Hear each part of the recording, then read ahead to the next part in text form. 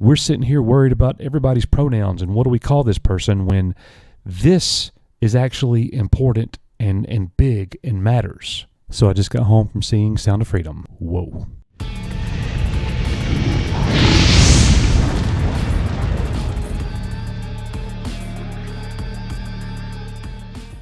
Hey everybody, welcome back to Coach's Archives. Thank you so much for being here. Hit that subscribe button and everything everybody else always says in their videos.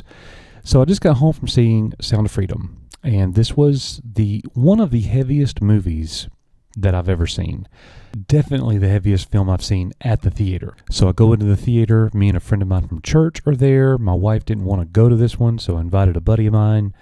We're there with probably 30 other people, and I would say that I was about the average aged person there. And I got to tell you, it's a good thing that I finished my popcorn before the movie actually started, because I'm not sure I would have been able to eat a bite after the movie actually began. The first 30 or 40 minutes or so of the movie, they've got to lay the groundwork for what child sex trafficking actually looks like, and it's horrific.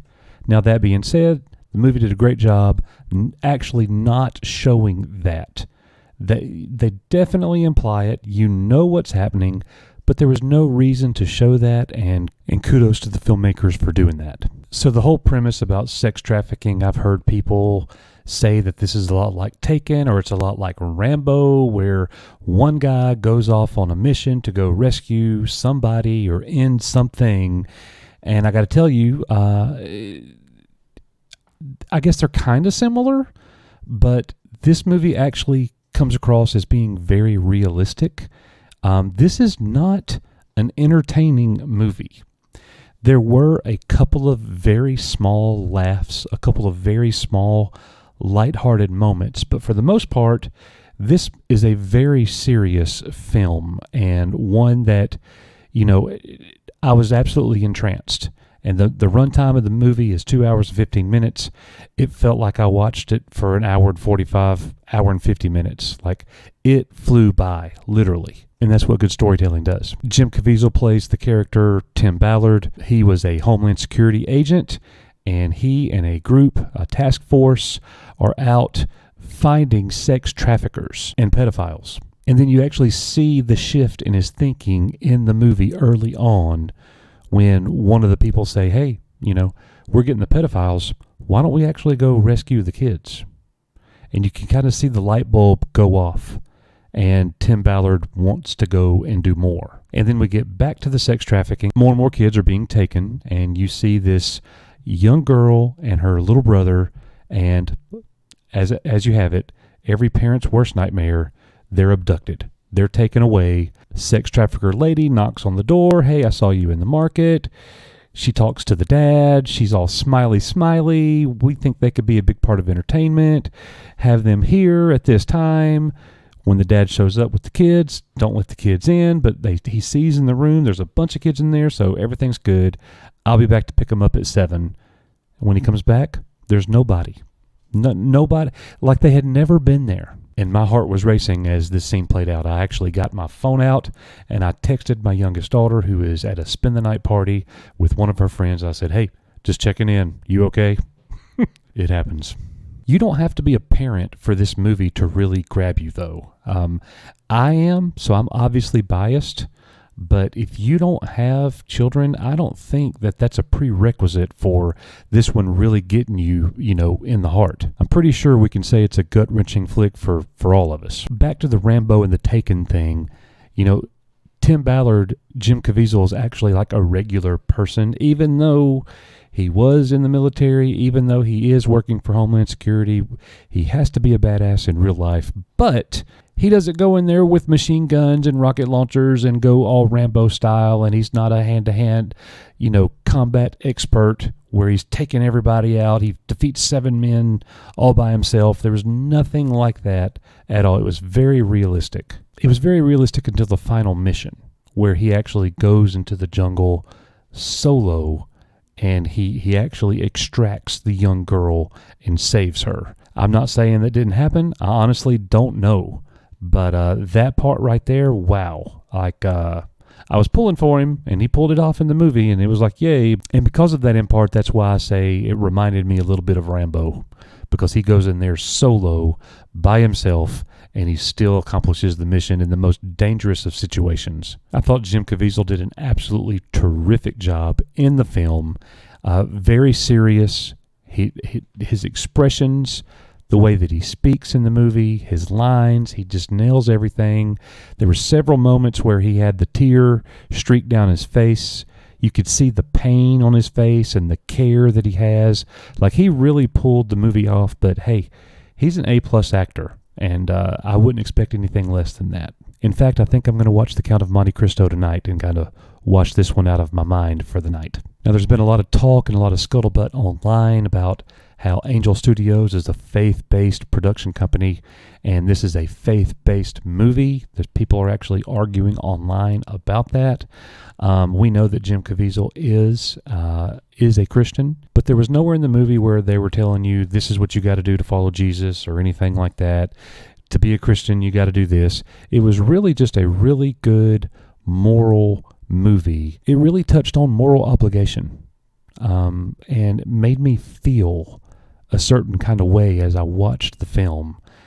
I'll tell you, when we actually were leaving the movies, my friend that I was with, great guy, we walk out and he says, man, he was so fired up, like with his righteous anger. He said, I just want to hit somebody right now. And he didn't mean like anybody. He meant like one of the bad people kind of deals.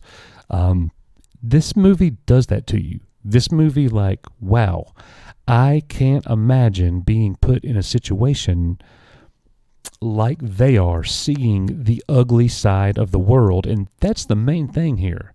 And that's what a lot of reviewers aren't going to say. And that's one of the things that, that's one of the reasons why the movie's being attacked. And I'm going to show you that in just a moment. The movie spreads a great deal of awareness about a real world issue, possibly the biggest issue in the real world. We're sitting here worried about everybody's pronouns and what do we call this person, when this is actually important and big and matters. My favorite part of the whole experience was actually in the credits. There was a little ticker in the bottom right-hand corner. It said special message, 2.5 minutes, and there was a countdown.